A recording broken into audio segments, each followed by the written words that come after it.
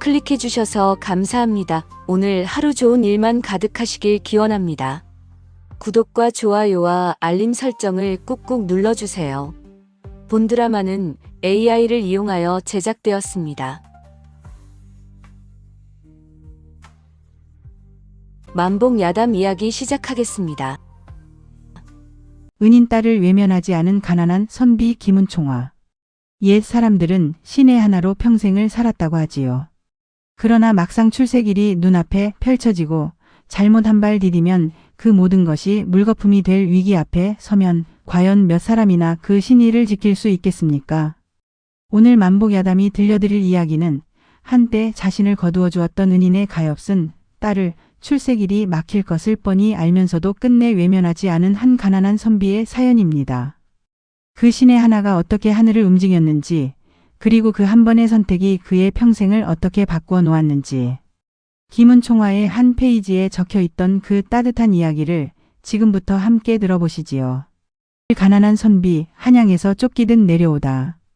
조선 어느 시절의 일이었습니다. 한양 도성 한 귀퉁이에 다 쓰러져가는 초가집에서 한 젊은 선비가 짐을 꾸리고 있었지요. 이 선비의 성은 김씨, 나이는 이제 막 26이 되었습니다. 명색이 양반의 후손이라 하나 그 살림은 도성의 어느 가난한 백성보다도 못한 형편이었지요. 부모는 일찍 여의었고 변변한 친척 하나 없이 오로지 책 한 권을 의지하여 글 공부에만 매달려 온 사람이었습니다. 그런데 이번 봄에 본 과거에서 또다시 낙방을 하고 만 것이지요. 벌써 3번째 낙방이었습니다. 하루 한 끼를 굶어가며 책을 읽고 종이가 없어 마룻바닥에 손가락으로 글씨를 쓰며 익혀온 그였습니다. 그러나 한양의 과거장에는 이 가난한 시골 선비가 도무지 비집고 들어갈 자리가 없었지요. 권문세가의 자제들은 시험을 보기도 전에 이미 답안지가 정해져 있다는 소문이 도성 안에 파다했습니다. 김 선비는 마지막 남은 한 권의 책을 보따리에 정성껏 싸 넣으며 깊은 한숨을 내쉬었습니다. 이렇게 또 시골로 내려가는구나. 부모님 산소 앞에 무슨 면목으로 절을 올릴꼬? 그의 눈에서 굵은 눈물이 한 방울 떨어졌습니다. 그러나 그는 이내 그 눈물을 소매자락으로 닦아내고는 보따리를 등에 짊어졌지요. 한양에서 그가 살던 그 초가집의 주인은 지난달부터 밀린 방세를 갚으라며 매일같이 와서 행패를 부렸습니다. 그러나 갚을 돈이 어디 있겠습니까? 김 선비가 결국 결심한 것은 한양을 떠나 충청도 시골 마을의 먼 친척 댁으로 몸을 의탁하러 가는 것이었지요. 그가 한양 도성문을 나설 때 마침 봄비가 부슬부슬 내리고 있었습니다. 우산도 도롱이도 없는 그였지요.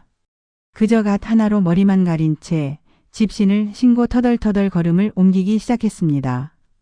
이 봄비가 그치고 나면 한양을 다시는 보지 못할지도 모르겠구나. 내 평생 그토록 한번 들어가 보고 싶었던 사관원, 사헌부, 홍문관 그 어느 곳도 결국 내 자리는 아니었던 게야. 김 선비의 가슴 깊은 곳에서 무언가가 무너져 내렸습니다. 그러나 그는 입술을 깨물고 다시 걸음을 재촉했지요. 한양에서 충청도까지는 좋기 사흘 길이었습니다. 가진 돈이라고는 동전 몇 잎이 전부였지요. 그 돈으로는 주막에서 국밥 한 그릇 사 먹기도 빠듯한 형편이었습니다. 첫째 날은 어찌어찌 견뎌냈습니다. 길가의 어느 폐가에서 하룻밤을 지새우고 다음날 다시 길을 떠났지요. 그러나 둘째 날 오후 비가 점점 거세지기 시작했습니다. 부슬부슬 내리던 봄비가 어느새 장대 같은 소나기로 바뀌어 있었지요. 김 선비는 비에 흠뻑 젖은 채로 어느 산 고개를 넘고 있었습니다. 발은 부르터서 한 걸음 한 걸음이 송곳으로 찌르는 듯 아팠고 배는 등가죽에 붙은 지 오래였지요. 게다가 가시 비에 젖어 무겁게 머리를 짓눌렀습니다. 그가 마침내 한 그루 큰 소나무 아래에 풀썩 주저앉고 말았지요. 이대로 여기서 죽어도 좋겠구나. 어차피 내 한 몸 어디 가서 누구에게 폐를 끼칠 처지도 못 되고 하늘이 나를 이렇게 만드신 것이라면 그저 받아들이는 수밖에. 그가 그렇게 체념하고 눈을 감으려 할 때였습니다. 멀리서 누군가의 발걸음 소리가 들려왔지요. 그것은 다름 아닌 비단 도포에 큼직한 갈모를 쓴 한 중년의 양반 어른이었습니다. 그 옆에는 짐을 진 종복이 한 사람 따르고 있었지요. 그 양반 어른은 빗속에서 쓰러져 있는 김선비를 발견하고는 깜짝 놀라 다가왔습니다. 여보시오, 젊은이. 정신을 차리시오. 이게 어찌된 일이오. 김선비가 가물거리는 눈을 겨우 떴습니다. 자신을 내려다보고 있는 한 어른의 얼굴이 어렴풋이 보였지요. 풍채가 좋고 인상이 후덕한 누가 보아도 점잖은 양반이었습니다. 그에 괜찮습니다. 그저 잠시 비를 피하려 한 것뿐이옵니다. 무슨 말씀이오. 입술이 새파래져서는 이대로 두면 큰일 나시겠소. 마침 내 사는 마을이 이 고개만 넘으면 바로 있소이다. 어서 일어나시오. 내 집에서 하룻밤 묵어 가시지요. 김선비는 손사래를 쳤습니다. 일면식도 없는 사람의 신세를 진다는 것은 가난해도 양반의 자존심을 지켜온 그에게는 견디기 어려운 일이었지요. 그러나 그 양반 어른의 목소리는 단호했습니다. 아니요, 거절하지 마시오. 사람의 목숨이 풍전등화인데 어찌 양반의 체면을 따진단 말이오. 자, 이리 부축하거라. 어서 모셔가자꾸나. 종복이 김선비를 부축하여 일으켰습니다. 김선비는 더 이상 거절할 힘도 없었지요. 그렇게 그는 빗속에서 한 어른을 만나 그 댁으로 인도되었습니다. 그것이 바로 그의 평생을 바꿀 인연의 시작이었지요. 비 오는 날 처마 밑에서 만난 그 어른. 그 양반 어른의 댁은 고개 넘어 작은 마을 한가운데에 자리 잡고 있었습니다. 기와집 한 채와 사랑채, 그리고 너른 마당이 딸린 시골에서는 제법 풍족해 보이는 집이었지요. 그러나 이 어른의 살림은 결코 부유한 것이 아니었습니다. 다만 대대로 물려받은 작은 토지에서 나오는 곡식으로 그저 굶지 않고 사는 정도의 형편이었지요. 그럼에도 이 어른은 자신의 살림을 늘 이웃에게 베풀며 살아온 분이었습니다. 이 어른의 성은 박씨, 나이는 40이 간 넘은 분이셨습니다. 일찍이 향시에는 합격하셨으나 더 큰 과거에는 오르지 못하시고 시골에서 학문을 닦으며 후학을 가르치는 일에 힘을 쏟고 계셨지요. 박 어르신은 김선비를 사랑채로 모시고 종복을 시켜 마른 옷을 내어주게 하셨습니다. 그리고 따끈한 미음 한 그릇과 약주 한 잔을 직접 가져오셨지요. 자, 우선 이것부터 드시오. 그래야 몸이 좀 풀리실까요? 김선비는 떨리는 손으로 미음 그릇을 받아들었습니다. 며칠을 굶주린 끝에 받은 따뜻한 미음 한 그릇이었지요. 그 한 모금을 입에 머금는 순간 그의 눈에서 굵은 눈물이 또르르 떨어졌습니다. 어르신, 이 은혜를 어찌 갚아야 할지 모르겠나이다. 이 사람아. 사람이 사람을 거두는 것은 당연한 도리이거늘 어찌 은혜라 하시오. 그런 말씀 마시고 어서 드시기나 하시오. 박 어르신은 김선비가 미음을 다 비울 때까지 곁에서 가만히 지켜보셨습니다. 그러더니 차분한 목소리로 물으셨지요. 실례지만 어디로 가시는 길이셨소? 보아하니 양반의 후예이신 듯한데 어찌 그리 행색이 험하셨소? 김선비는 잠시 망설이다가 자신의 이야기를 모두 털어놓았습니다. 일찍이 부모를 여의고 가난 속에서 글공부만 매달려온 일. 한양에 올라가 3번이나 과거를 보았으나 모두 낙방한 일. 그리고 마지막으로 충청도의 먼 친척 댁으로 몸을 의탁하러 가는 길이라는 것까지 모두 솔직하게 아뢰었지요. 박 어르신은 한참을 말씀이 없으셨습니다. 그러다가 깊은 한숨을 내쉬며 말씀하셨지요. 가엾으신 일이오. 그러나 김선비, 한 가지만 묻겠소. 그대는 글공부를 그만두실 생각이시오? 어르신, 그것은 아니옵니다. 다만 한양에서는 더 이상 버틸 형편이 못 되어 시골로 내려가 다시 힘을 모은 뒤에 다시 도전해 볼 생각이옵니다. 박 어르신의 얼굴에 옅은 미소가 떠올랐습니다. 좋은 생각이오. 그러나 충청도까지 그 험한 길을 어찌 걸어가시려 하오. 내 한 가지 청을 드리겠소. 부디 거절치 마시오. 우리 집에서 1달이고 2달이고 몸이 회복될 때까지 머물다 가시오. 마침 내 사랑채가 비어있고 나도 시골에서 글동무가 없어 적적하던 차였소. 그대와 함께 글을 논하고 싶소. 김선비는 깜짝 놀라 손사래를 쳤습니다. 어르신, 그것은 너무 과한 호의이옵니다. 일면식도 없는 자에게 어찌 그리하시려 하옵니까? 그렇게 말씀하시지 마시오. 사람의 인연이란 본래 그러한 것이오. 게다가 내 그대를 보니 그 눈빛이 보통이 아니오. 학문의 깊이가 있고 마음에 곧은 절개가 있는 사람이오. 내 비록 시골 늙은이지만 사람을 보는 눈은 있소이다. 그대는 분명 훗날 큰 인물이 될게요. 그 말씀에 김선비는 다시 한번 눈물을 흘렸습니다. 평생 그렇게 따뜻한 말 한마디를 들어본 적이 없었던 그였지요. 부모도 없고 친척도 없는 그에게 한낱길에서 만난 어른이 이렇게 정성껏 마음을 내어주신다는 것이 그의 메마른 가슴을 깊이 적셨습니다. 그렇게 김선비는 박 어르신 댁에서 하루 이틀 묵게 되었고 그 하루 이틀이 어느덧 한 달이 되고 두 달이 되었지요. 박 어르신은 김선비를 마치 친아우처럼 대해주셨습니다. 매일 아침 함께 글을 읽고 낮에는 마당에서 함께 시를 지었으며 저녁이면 약주 한 잔을 나누며 천하의 일을 논하셨지요. 박 어르신께는 가족이 단출했습니다. 부인을 일찍 여의시고 슬하에는 외동딸 하나만을 두고 계셨지요. 그 따님은 그때 15살의 어린 처녀였습니다. 어머니 없이 자란 탓인지 매우 조용하고 수줍음이 많았지요. 김선비가 그 댁에 머무는 동안 그 따님과 직접 마주친 일은 거의 없었습니다. 다만 가끔 부엌에서 분주히 움직이는 모습이나 마당을 가로질러가는 뒷모습을 멀리서 보았을 뿐이지요. 그래도 김선비는 그 어린 처녀가 매일 자기와 박 어르신의 식사를 정성껏 차려주고 있다는 것을 알고 있었습니다. 어느 날 박 어르신께서 약주를 한 잔 드시며 김선비에게 말씀하셨지요. 김선비, 내 이제 그대가 떠나야 할 때가 가까웠음을 아오. 그러나 떠나기 전에 한 가지 약속을 해주시오. 훗날 그대가 큰 사람이 되거든 부디 가난한 자와 외로운 자를 잊지 마시오. 그것이 내가 그대에게 바라는 단 하나의 보답이오. 김선비는 무릎을 꿇고 깊이 머리를 숙였습니다. 어르신, 신이 평생 그 말씀을 가슴에 새기겠나이다. 만약 신이 출세하여 작은 자리라도 얻게 된다면 어르신의 은혜를 결코 잊지 않겠나이다. 천지신명께 맹세하겠나이다. 맹세까지 할 일이 무엇이오. 그저 사람이 사람으로서 도리를 지키면 그뿐이지요. 그렇게 두 사람은 약주 한 잔을 나누어 마셨습니다. 그 한 잔의 약주가 두 사람 사이에 깊은 신의를 맺어주었지요. 그리고 며칠 뒤 김선비는 박 어르신 댁을 떠나 다시 길을 나섰습니다. 박 어르신께서는 김선비의 손에 작은 노자꾸러미를 쥐어주시며 도성으로 다시 올라가 마지막으로 한 번만 더 과거에 도전해보라 하셨지요. 김선비는 그 노자를 받아들고 깊이 절을 올리고는 길을 떠났습니다. 그것이 박 어르신과의 마지막 만남이 될 줄은 그때는 미처 몰랐던 것이지요. 3년 만에 들려온 은인의 죽음. 박 어르신과 헤어진 뒤 곧장 한양으로 다시 올라갔습니다. 박 어르신께서 주신 노자 덕분에 작은 새빵을 하나 얻을 수 있었지요.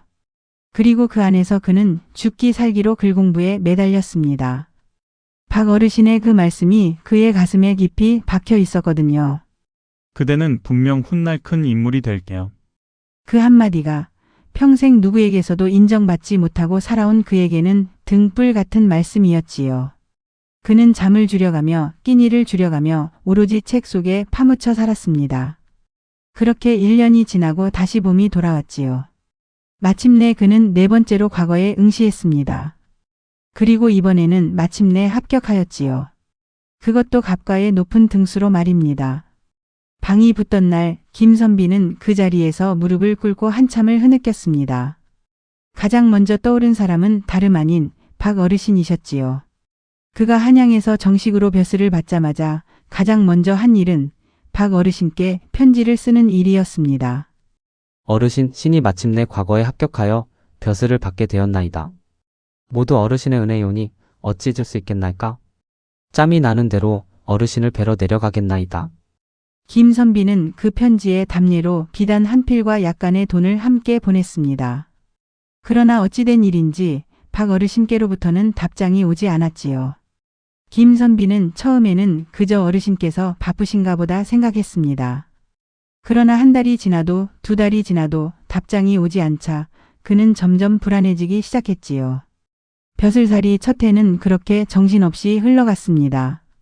그는 사간원의 한 자리를 받아 매일같이 새로운 일들을 익히느라 바빴거든요. 그 와중에도 그는 박 어르신을 뵈러 내려가야 한다는 생각을 한시도 잊지 않았습니다. 그러나 막상 짬을 내려 하면 또 다른 일이 밀려와 발목을 잡았지요. 그렇게 어느덧 3년의 세월이 흘렀습니다. 김선비는 어느덧 사간원의 정원 자리에까지 올라 한양에서 제법 이름 있는 젊은 관리가 되어 있었지요. 살림도 차차 안정되어 작은 집 한 채를 사서 단정하게 살고 있었습니다. 그동안 좋은 혼처도 여러 곳에서 들어왔지만 그는 모두 사양하고 있었지요. 박 어르신을 뵙고 인사를 드린 뒤에 결혼을 결정하고 싶었던 것입니다. 그러던 어느 날 김선비의 집으로 한 통의 편지가 도착했습니다. 충청도 박 어르신 댁이 있던 그 마을에서 보낸 편지였지요. 그러나 박 어르신의 필체가 아니었습니다. 김선비는 가슴이 덜컥 내려앉은 채 그 편지를 펼쳤지요. 편지를 읽어 내려가는 김선비의 손이 부들부들 떨리기 시작했습니다. 그 편지는 박 어르신의 부고였던 것이지요. 박 어르신께서는 사실 김선비가 떠나신 그해 가을부터 환우가 깊어지셨다고 했습니다. 김선비가 보낸 편지와 비단도 받지 못하시고 세상을 떠나셨던 것이지요. 그 편지는 박 어르신 댁에 먼 친척이 보낸 것이었는데 그 안에는 더 가슴 아픈 사연이 적혀 있었습니다. 박 어르신께서 돌아가신 뒤 외동따님은 의지할 곳 하나 없이 홀로 남게 되셨다는 것이었지요. 박 어르신께서 돌아가시며 남기신 약간의 토지마저 어떤 욕심 많은 친척이 가로채 갔다는 것이었습니다. 그 따님은 결국 그 마을을 떠나 어디론가 사라지셨고 지금은 행방을 알 수 없다는 내용이었지요. 김선비는 그 편지를 손에 쥔 채 한참을 그 자리에 주저앉아 있었습니다. 눈물이 비 오듯 쏟아졌지요. 어르신, 이 못난 놈을 용서하옵소서. 신이 어찌 이리 어리석었나이까? 어르신의 마지막 길에 신이 옆을 지키지 못하였나이다. 신이 보낸 편지조차 받지 못하시고 가시다니. 그리고 그 따님은, 그 어린 따님은 어디로 가셨단 말입니까? 김선비는 그날 밤 한숨도 잠들지 못했습니다. 그의 머릿속에는 3년 전 박 어르신 댁 마당을 분주히 가로지르던 그 수줍은 어린 처녀의 뒷모습이 자꾸만 떠올랐지요. 그때 15살이었으니 지금은 18이 되었을 그 따님이 어디서 어떻게 살고 있을지 도무지 짐작이 가지 않았습니다. 다음 날 아침 김선비는 즉시 휴가를 청하고 충청도 그 마을로 내려갔습니다. 박 어르신의 산소를 찾아 절을 올리고 한참을 그 앞에서 흐느꼈지요. 그러고는 마을 사람들에게 따님의 행방을 수소문하기 시작했습니다. 그러나 누구도 정확한 행방을 알지 못했지요. 다만 한 늙은 노파가 이렇게 말씀하시더군요. 그 가엾은 처녀가 한양 어디로 가서 남의 집이리라도 하며 산다는 소문이 있었습니다. 친정 일가 친척도 다 외면하고 의지할 곳이 없으니 한양으로 갔다는 게지요. 허나 그 큰 한양에서 어찌 찾을 수 있겠습니까? 김선비는 한양으로 돌아오는 그 길에서 마음속으로 굳게 다짐했습니다. 반드시 찾아내겠다. 어르신의 따님을 반드시 찾아 내가 거두리라. 어르신께서 나에게 베푸신 은혜의 10,000분의 1이라도 그 따님께 갚으리라. 그러나 한양은 너무나 크고 넓은 도성이었지요. 한 사람을 찾는다는 것은 그야말로 모래밭에서 바늘을 찾는 일이었습니다. 김선비는 쉬는 날이면 도성의 이곳저곳을 돌아다니며 박 어르신 따님의 흔적을 찾아 헤매었지만 어디에서도 그 행방을 알 수 없었지요. 그렇게 또 1년의 세월이 무심히 흘러갔습니다.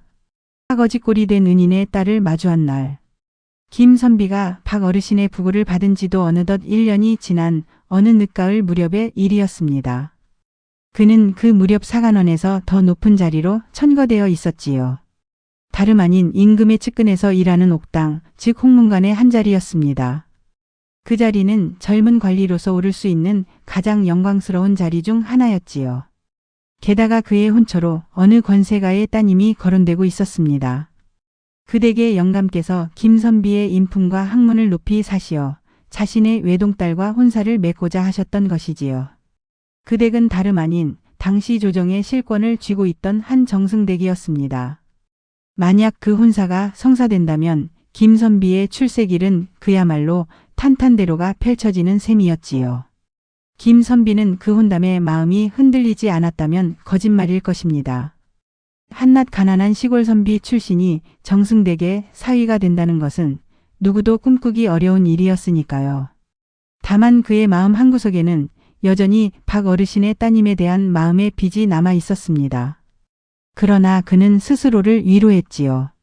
그 따님을 1년 동안이나 찾았으나 행방을 알 수 없었으니 이는 어쩌면 하늘의 뜻인지도 모르겠다. 내가 어르신의 산소를 평생 정성껏 모시고 매년 제사를 거르지 않으면 그것으로 도리는 다하는 것이 아니겠는가. 그러던 어느 날 저녁이었습니다. 김선비가 입거를 마치고 자신의 집으로 돌아오던 길이었지요. 그날따라 늦가을 찬바람이 매섭게 불었고 길가에는 마른 낙엽들이 휘날리고 있었습니다. 그가 자신의 집 앞 골목으로 막 접어들었을 때였지요. 대문 앞에 한 여인이 웅크리고 앉아있는 모습이 보였습니다. 행색이 너무나 초라하여 얼핏 보면 거지인지 사람인지 분간이 가지 않을 정도였지요. 머리는 산발이 되어 있었고 입고 있는 치마 저고리는 이미 색이 다 바래어 너덜너덜했습니다. 발에는 신발도 제대로 신지 못하고 그저 헝겊 조각으로 발을 감싼 채 떨고 있었지요. 김선비는 처음에는 그저 길 잃은 거지 여인이려니 생각했습니다. 그래서 종복에게 일러 따뜻한 밥 한 그릇과 약간의 돈을 내어주라 하려 했지요. 그런데 그 여인이 김선비의 발걸음 소리를 듣더니 천천히 고개를 들었습니다. 그 순간 김선비의 발걸음이 그 자리에 얼어붙어 버렸지요. 어둠 속에서 그 여인의 얼굴이 어렴풋이 보였습니다. 야위고 핏기 없는 얼굴이었지만 그 눈매와 콧날은 분명 어디선가 본 적이 있는 얼굴이었지요. 그것은 다름 아닌 박 어르신의 모습이었습니다. 그분의 얼굴이 그 가엾은 여인의 얼굴 위에 그대로 겹쳐 보였던 것이지요. 김선비의 가슴이 쿵 하고 내려앉았습니다. 혹시 그대가 박 어르신의 따님이 아니시오? 그 여인의 눈에서 굵은 눈물이 또르르 흘러내렸습니다. 그녀는 말없이 고개를 한번 끄덕이고는 그대로 그 자리에 엎드려 흐느꼈지요. 나으리 송구하옵니다. 이런 모습으로 찾아뵈어 송구하옵니다. 갈 곳이 없어서 정말로 갈 곳이 없어서 아버지께서 살아생전에 늘 나으리 말씀을 하셨던 것이 떠올라 차마 다른 곳을 떠올릴 수가 없어서. 그녀는 더 이상 말을 잇지 못하고 흐느꼈습니다. 김선비는 그 자리에서 한참을 움직이지 못했지요. 그의 눈에서도 굵은 눈물이 흘러내리고 있었습니다. 어르신, 신이 그동안 어디 있었나이까? 어르신의 따님이 이런 지경에 이르도록 신이 어디 있었나이까? 한양 도성 안에서 신은 따뜻한 밥을 먹고 비단 옷을 입고 있을 때 이 따님은 거리에서 이런 신세였단 말입니까? 김선비는 즉시 그녀를 부축하여 일으켰습니다. 낭자, 어서 들어오시지요. 이 무슨 모습이란 말입니까? 어서 들어오시어서. 그는 그녀를 자신의 집 안으로 모셨습니다. 그러고는 종복을 시켜 따뜻한 물로 씻을 수 있게 하고 깨끗한 옷을 한 벌 내어주게 하였지요. 그리고 부엌의 식모에게 따끈한 미음과 죽을 정성껏 끓여 내오게 했습니다. 그녀가 따뜻한 미음 한 그릇을 들이키는 동안 김선비는 그 옆에 앉아 그저 묵묵히 지켜보았지요. 미음을 다 비운 그녀는 천천히 자신의 사연을 털어놓기 시작했습니다. 아버지께서 돌아가신 뒤 욕심 많은 친척이 토지를 가로채 갔다는 것. 의지할 곳이 없어 한양으로 올라와 어느 부잣집에 들어가 친모로 일했다는 것. 그러나 그 댁의 주인이 자신을 첩으로 들이려 하여 도망쳐 나왔다는 것. 그 후로는 이 집 저 집을 전전하며 빨래와 바느질로 겨우 입에 풀칠을 하였다는 것이었지요. 그러다가 며칠 전 우연히 시장에서 나으리 함자를 듣게 되었사옵니다.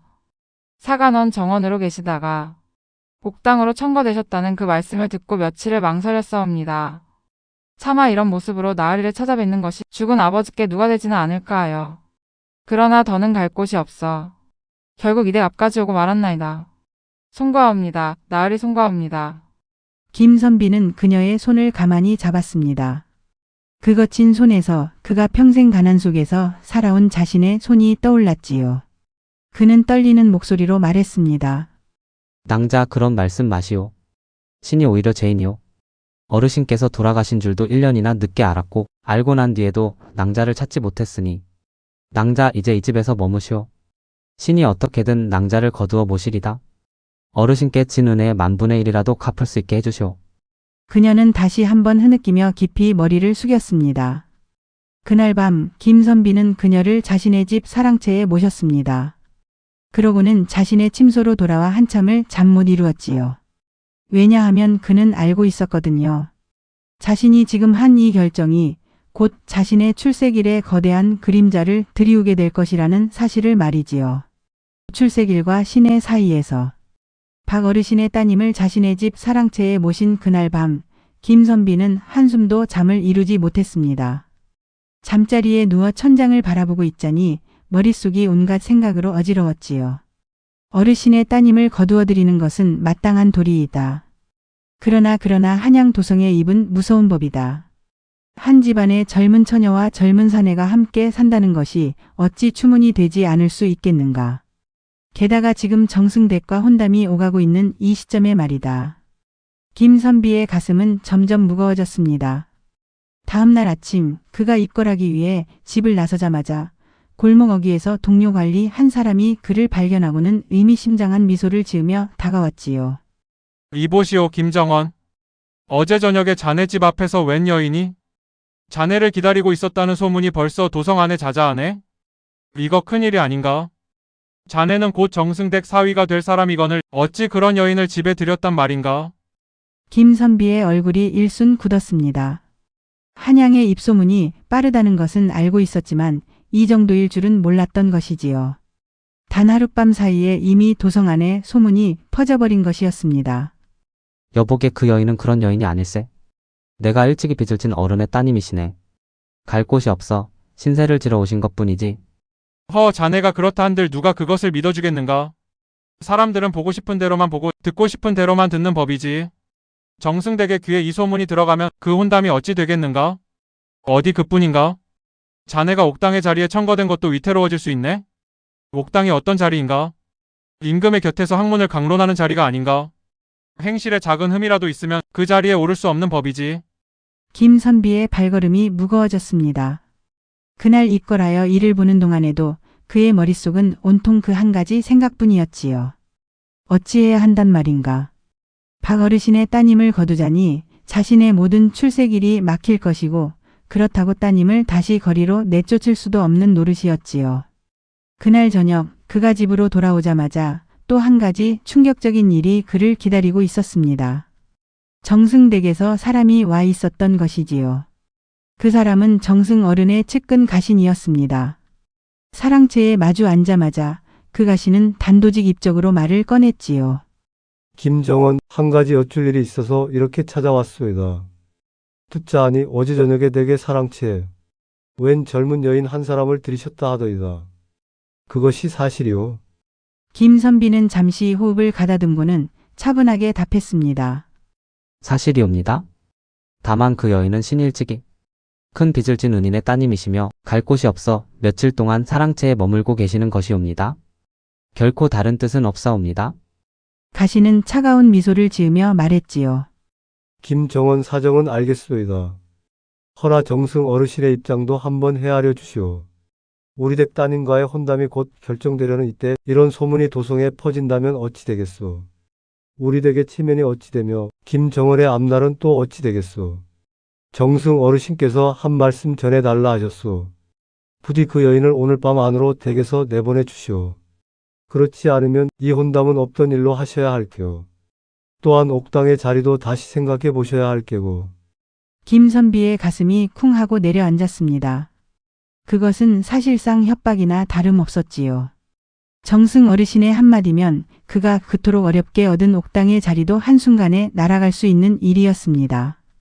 게다가 정승 댁 따님과의 혼담은 그가 가난한 시골 선비 출신의 한계를 단번에 뛰어넘을 수 있는 거의 유일한 기회였지요. 가신이 돌아간 뒤 김선비는 사랑채에 홀로 앉아 한참을 고뇌했습니다. 그의 손에는 동료가 보낸 편지 한 통이 들려 있었지요. 그 편지에도 비슷한 충고가 적혀 있었습니다.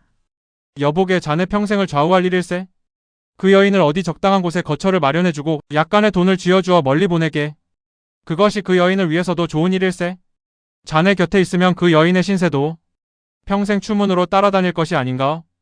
김선비는 그 편지를 한참을 들여다보았습니다. 그 말씀도 일리가 없는 것은 아니었지요. 그가 따님께 약간의 토지와 집 한 채를 마련해드리고 어디 먼 곳으로 가서 조용히 사시도록 한다면 그것은 어찌 보면 따님을 위한 길이 될 수도 있었습니다. 자신의 곁에 두는 것보다 오히려 따님의 평판을 위해서도 그것이 나은 길일 수도 있었지요. 그래 그렇게 하자. 약간의 토지와 집 한 채를 마련해드리고 멀리 보내드리자. 그러면 어르신께 진 은혜도 어느 정도는 갚는 것이고 내 출세길도 막히지 않을 것이다. 그것이 가장 합리적인 방법이 아니겠는가? 그러나 그렇게 마음을 정하고 자리에서 일어서려는 순간 그의 가슴 한구석에서 무언가가 콱 막히고 말았습니다. 박 어르신의 그 따뜻한 목소리가 그의 귓가에 다시 들려오는 것 같았거든요. 김선비, 훗날 그대가 큰 사람이 되거든 부디 가난한 자와 외로운 자를 잊지 마시오. 그것이 내가 그대에게 바라는 단 하나의 보답이오. 그리고 자신이 무릎을 꿇고 맹세하던 그날의 모습도 떠올랐지요. 어르신, 신이 평생 그 말씀을 가슴에 새기겠나이다. 천지신명께 맹세하겠나이다. 김선비는 다시 그 자리에 주저앉고 말았습니다. 그의 눈에서 굵은 눈물이 흘러내렸지요. 어찌 내가 이리 어리석은가? 어찌 내가 그 신의를 저울에 올린단 말인가? 토지 한 자락과 집 한 채로 어르신의 따님을 멀리 보내는 것은 결국 따님을 외면하는 것과 무엇이 다르단 말인가? 그것은 어르신의 은혜를 돈으로 환산하는 짓이 아닌가? 그날 밤 김선비는 사랑채의 등불 앞에 홀로 앉아 밤이 깊도록 고뇌했습니다. 출세길과 시내 그 두 갈래의 길 앞에서 그는 평생 가장 무거운 선택을 마주하고 있었던 것이지요. 북한 선비의 마지막 자존심. 새벽이 밝아올 무렵 김선비는 마침내 한 가지 결심을 굳혔습니다. 그는 사랑채를 나서 박 어르신의 따님이 머물고 계신 별채로 향했지요. 따님은 이미 자리에서 일어나 단정히 앉아 있었습니다. 어제 저녁의 행색과는 달리 깨끗한 옷으로 갈아입고 머리도 곱게 빗어 내린 모습이었지요. 비록 야위였지만 그 단아한 자태에서 분명 박 어르신의 고든 기품이 흘러나오고 있었습니다. 김선비는 마루에 앉아 그녀를 향해 정중하게 입을 열었습니다. 낭자, 이른 시각에 이렇게 찾아뵈어 송구합니다. 신이 한 가지 청을 드리고자 합니다. 따님은 조용히 고개를 숙이며 답했지요. 나으리 무엇이든 분부해 주시옵소서. 신은 어찌 되어도 조사옵니다. 다만 어제 베풀어 주신 은혜만으로도 신은 평생 잊지 못할 것이옵니다. 김선비는 잠시 호흡을 가다듬고는 차분한 목소리로 말했습니다. 낭자, 신이 어제 밤새 고민하였습니다. 그리고 한 가지 결심을 하였지요. 만약 낭자께서 허락해 주신다면 신이 낭자를 신의 정실 아내로 맞이하고자 합니다. 따님이 깜짝 놀라 고개를 들었습니다.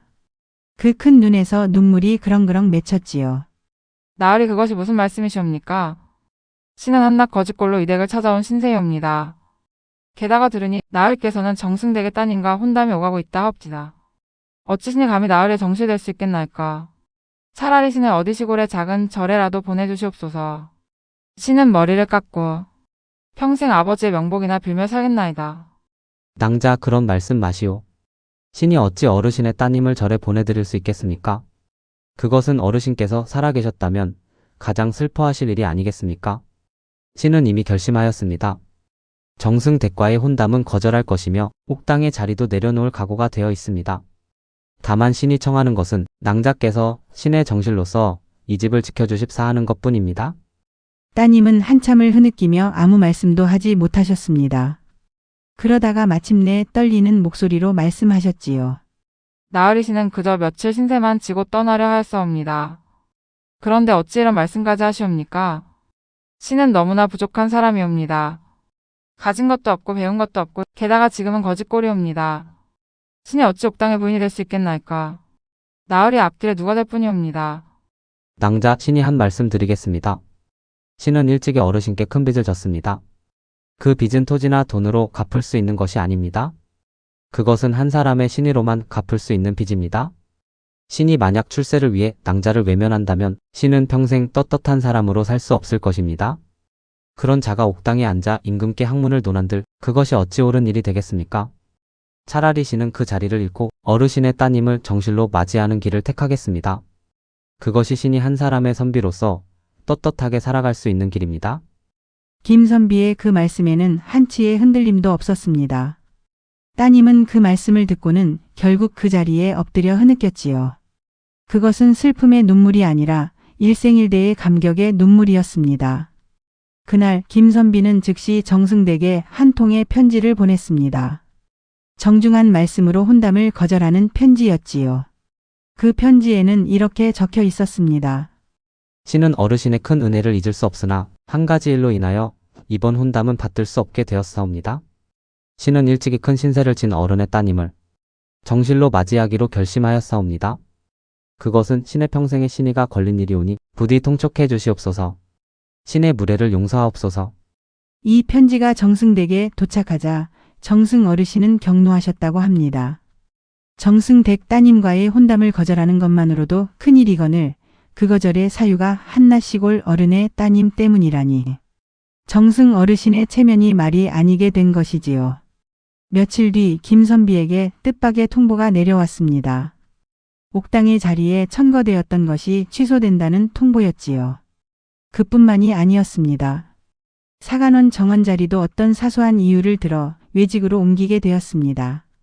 그것도 한양에서 먼 강원도의 작은 고을의 현감 자리였지요. 그것은 사실상 좌천이었습니다. 김선비는 그 통보를 받고도 의외로 담담했습니다. 오히려 마음이 한결 가벼워진 것 같은 기분마저 들었지요.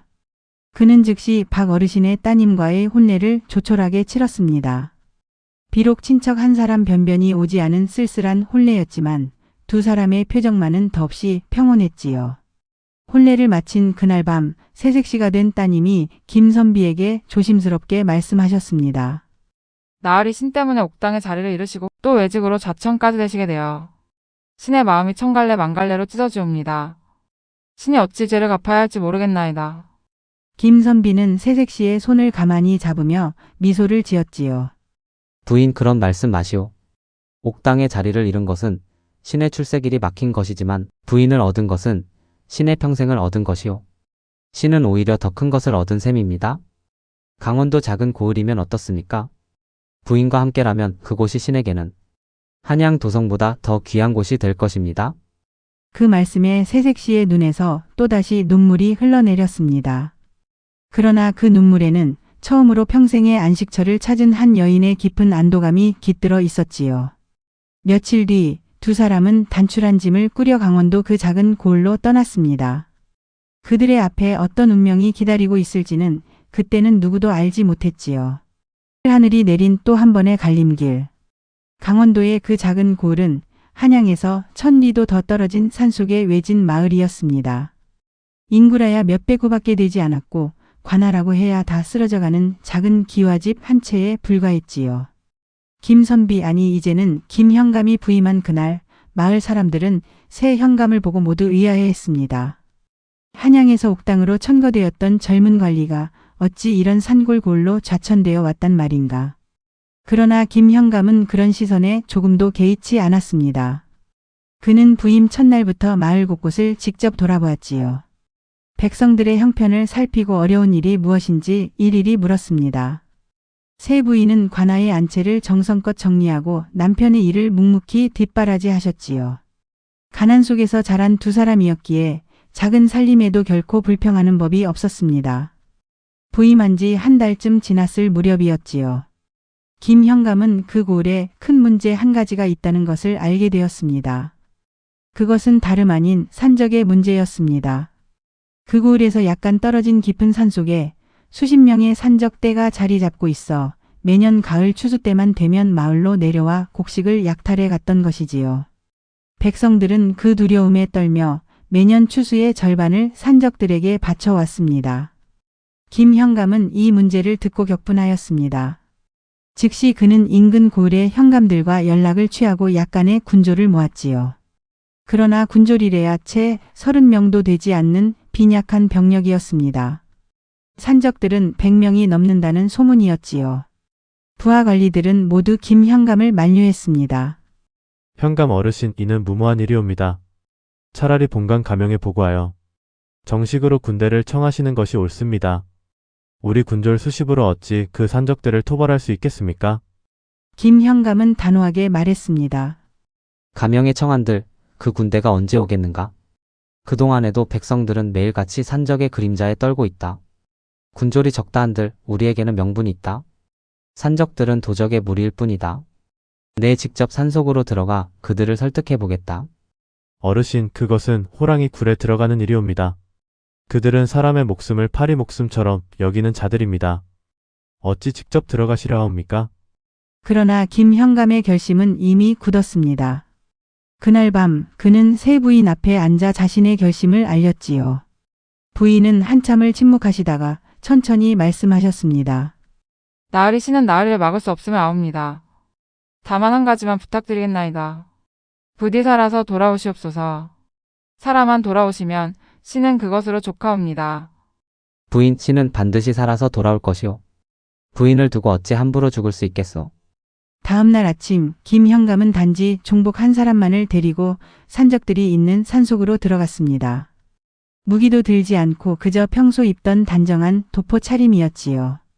산적들이 김현감을 발견하자마자 우르르 몰려나와 칼을 겨누었습니다. 네 이놈. 어디서 굴러먹은 자가 감히 우리 산채로 들어오느냐. 목숨이 아깝거든 가진 것을 모두 내놓고 돌아가거라. 김현감은 한치도 물러서지 않고 차분한 목소리로 답했지요. 나는 이 고을의 새 현감이다. 너희 두목을 만나러 왔다. 안내하라. 산적들은 깜짝 놀랐습니다. 무기도 없이 홀로 산채에 들어온 현감을 처음 보았던 것이지요. 그들은 김현감을 두목 앞으로 끌고 갔습니다. 두목은 거대한 체구의 험상궂은 사내였지요. 그러나 자세히 보니 그 사내의 얼굴 한구석에 어딘가 슬픔의 그림자가 깃들어 있었습니다. 김현감은 그 두목을 마주 앉아 한참을 말없이 바라보았지요. 두목 내 한 가지 묻겠다. 그대는 본래 산적이었는가? 아니면 무슨 사연이 있어 이 산속으로 들어오게 되었는가? 두목은 잠시 흠칫하더니 거친 목소리로 답했지요. 내 놈이 무엇을 알고 그런 것을 묻느냐. 나는 그저 알고 싶을 뿐이오. 사람이 사람을 해치는 일에는 반드시 그만한 사연이 있는 법이거늘. 두목은 한참을 침묵하다가 마침내 입을 열었습니다. 그 사연인즉 이러했지요. 그 두목은 본래 인근 고을의 한 양민이었으나 10여 년 전 어느 흉년에 굶주린 가족을 살리고자 부잣집 곡식을 훔쳤다가 잡혀 옥에 갇히게 되었다는 것이었습니다. 그 사이에 가족들은 모두 굶어 죽었고 자신은 옥에서 도망쳐 나와 산속으로 들어왔다는 것이었지요. 그 후로 자신과 비슷한 처지의 사람들이 하나둘 모여 이 산채를 이루게 되었다는 것이었습니다. 김현감은 그 사연을 다 듣고는 한참을 묵묵히 앉아 있었지요. 그러더니 마침내 입을 열었습니다. 두목 내 한 가지 약속하겠소. 만약 그대들이 산을 내려와 다시 양민의 신분으로 돌아간다면 내가 직접 본관 가명에 청하여 그대들의 죄를 사하게 해드리겠소. 또한 내가 가진 약간의 복록이라도 털어 그대들이 다시 일어설 수 있도록 작은 토지를 마련해 드리겠소. 어떠시오? 두목과 산적들은 깜짝 놀랐습니다. 한 고을의 현감이 자기 복록을 털어 산적들의 갱생을 돕겠다니 이런 일은 일찍이 들어본 적이 없는 것이었지요. 두목은 한참을 김현감의 얼굴을 들여다보았습니다. 그리고 그 두 눈에서 진심을 보았지요. 마침내 두목이 무릎을 꿇었습니다. 현감 어르신, 우리는 이미 사람의 길을 벗어난 자들이옵니다. 그러나 어르신께서 그렇게 말씀하시니 우리도 다시 한번 사람으로 돌아가고자 하옵니다. 어르신을 따르겠나이다. 그날 김현감은 단신으로 산속으로 들어가 100명이 넘는 산적들을 모두 산 아래로 내려오게 만들었습니다. 한양에서 군대를 청해도 토벌하지 못했을 산적들을 칼 한 자루 빼지 않고 시내 하나로 데리고 내려온 것이었지요. 이 일이 인근 고을은 물론 강원도 가명을 거쳐 마침내 한양 조정에까지 알려지게 되었습니다. 시내 하나로 얻은 3가지 복. 김현감의 그 놀라운 일이 한양 조정에 알려지자 임금께서도 크게 감탄하셨다고 합니다. 그 무렵 조정에서는 마침 청렴하고 강직한 인물을 찾고 있던 때였지요. 임금께서는 직접 김현감의 행적을 조사하라 명하셨습니다. 그리고 그 조사 결과가 올라왔을 때 임금께서는 더욱 감동하셨지요. 조사관이 보고한 내용은 이러했습니다. 김현감은 부임한 지 1년 만에 그 고을을 완전히 바꾸어 놓았다는 것이었지요. 산적을 갱생시키고 백성들의 묵은 송사를 모두 공정하게 판결하였으며 자신의 복록을 털어 가난한 백성들을 도왔다는 것이었습니다. 또한 그의 부인되는 분도 마찬가지로 관아의 안채에서 매일같이 마을 부녀자들에게 바느질과 글을 가르쳐 마을의 풍속을 한결 어질게 만드셨다는 것이었지요. 조사관은 마지막에 한 가지 일을 덧붙여보고 하였습니다. 그것은 김현감의 부인이 되신 분의 사연이었지요. 일찍이 한 가난한 선비가 어느 시골 어른의 도움으로 한양에 다시 올라가 과거에 합격하였다는 것. 그러나 그 어른이 돌아가신 뒤 외동따님이 의지할 곳을 잃고 거지꼴이 되었다는 것. 그리고 그 선비가 정승대과의 혼담과 옥당 자리까지 모두 포기하고 그 따님을 정실로 맞이하였다는 것. 그 일로 인하여 강원도 작은 고을로 좌천되었다는 것까지 모두 상세하게 보고된 것이었지요. 이 보고를 받으신 임금께서는 한참을 말씀이 없으셨다고 합니다. 그러더니 마침내 깊은 한숨을 내쉬며 말씀하셨지요. 이 사람이야말로 진정한 선비로다. 출세길과 신의 사이에서 신의를 택한 자가 어찌 흔하랴. 그러한 사람이야말로 짐의 곁에 있어야 할 사람이로다. 즉시 김아무개를 한양으로 부르라. 옥당의 자리를 다시 내릴 것이로다. 이 어명이 강원도 그 작은 고을에 전해진 날 김현감은 마침 백성들과 함께 마을 어귀에 다리를 보수하고 있었습니다.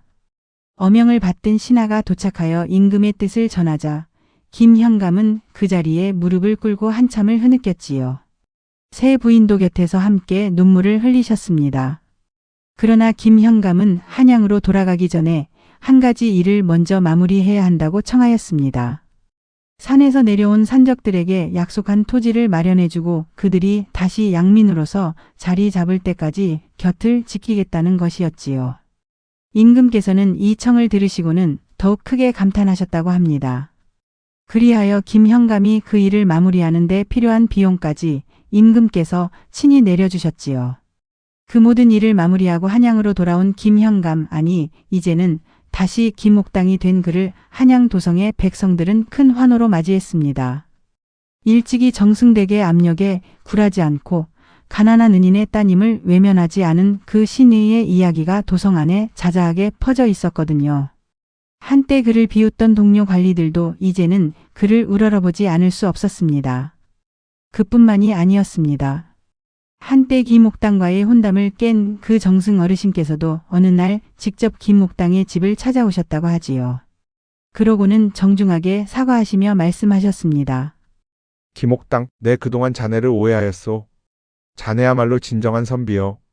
내 딸이 자네의 부인이 되지 못한 것은 오히려 내 딸의 복이 부족했던 탓이지 자네의 흠은 결코 아니었소. 부디 지난 일을 마음에 두지 마시오. 김옥당은 정중히 머리를 숙이며 사과를 받아들였지요. 그 후로 두 사람은 오히려 가까운 동료가 되어 조정의 일에 함께 힘을 모으셨다고 합니다. 세월이 흘러 김옥당은 마침내 정의품 판서의 자리에까지 오르셨습니다. 그러나 그는 그 높은 자리에서도 결코 자만하지 않으셨지요. 매년 가을이면 어김없이 박 어르신의 산소를 찾아 정성껏 제사를 올리셨고 매년 봄이면 강원도 그 작은 고을을 찾아 옛 백성들과 산적이었던 이들의 안부를 살피셨습니다. 그분의 부인이 되신 박씨 따님은 평생 단 한 번도 큰 소리를 내신 적이 없으셨다고 하지요. 그저 묵묵히 남편의 곁을 지키며 가난한 이웃을 보살피고 자식들을 바르게 키우셨습니다. 슬하에 두 아드님을 두셨는데 두 분 모두 훗날 큰 학자가 되어 가문의 이름을 더욱 빛내셨다고 하지요. 훗날 김 판서께서 70의 나이로 벼슬에서 물러나실 때 임금께서 친히 그분께 한 가지를 물으셨다고 합니다. 경의 평생을 한마디로 요약한다면 무엇라 하시겠소?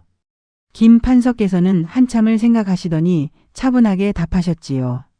전하, 신의 평생은 그저 한 가지뿐이옵니다. 신이 일찍이 비오는 산 고개에서 한 어른의 은혜를 입었사옵니다. 그 어른의 따님을 외면하지 않은 것, 그 한 가지뿐이옵니다. 그 한 가지로 신은 옥당을 얻었고 평생의 반려를 얻었으며 또한 임금의 은혜까지 있게 되었사옵니다. 신이 한 일은 아무것도 없사옵니다. 다만 사람이 사람으로서 도리를 지킨 것뿐이옵니다. 임금께서는 그 말씀을 들으시고는 한참을 고개를 끄덕이셨다고 합니다. 그리고 곁에 있던 신하들에게 이렇게 말씀하셨지요. 경들도 들으셨소? 신의 하나가 한 사람의 평생을 어떻게 바꿔놓았는지를. 출세길이 막힐 줄 알면서도 은인의 따님을 거두는 것, 그것이야말로 진정한 선비의 도리가 아니겠소. 이것이 바로 김은총화의 한 페이지에 적혀있던 가난한 선비 김아무개의 사연이었습니다. 한 번의 신의가 어떻게 세 가지 복을 불러왔는지, 그리고 그 신의가 어떻게 한 가문의 영광으로까지 이어졌는지. 옛 어른들이 늘 말씀하시지 않았습니까? 사람이 사람의 도리를 지키는 것이 가장 큰 복이라고 말이지요. 그 한 가지 도리가 결국 하늘마저 감동시킨다는 것을 말이지요. 오늘 만복야담 은인의 따님을 외면하지 않은 가난한 선비의 이야기 어떻게 들으셨습니까? 출세길과 신의 사이에서 신의를 택한 그 한 번의 결심이 결국 평생의 복으로 돌아왔다는 이 옛 이야기가 오늘 우리에게도 깊은 울림으로 다가오지 않으신가요? 영상이 마음에 드셨다면 좋아요와 구독 부탁드리겠습니다. 댓글로 여러분의 생각도 들려주세요. 다음 시간에는 또 다른 야담을 들고 찾아뵙겠습니다. 늘 건강하시고 평안한 하루 보내십시오. 만복야담이었습니다.